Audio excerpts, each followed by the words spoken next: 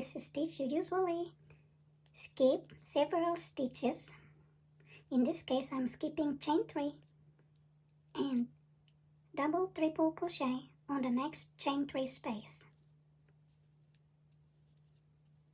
So that's 1 double triple crochet stitch, then chain 1 and repeat double triple crochet on the same space. So there will always be a chain 1 between the double triple crochet stitch. So chain 1 and double triple crochet on the same stitch, and you can make as many as you want or as many as the pattern calls for. So chain 1, double triple crochet on same space, chain 1, double triple crochet on the same space.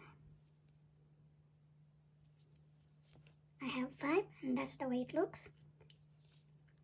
Then chain 1, double triple crochet on the same space, chain 1, double triple crochet on the same space.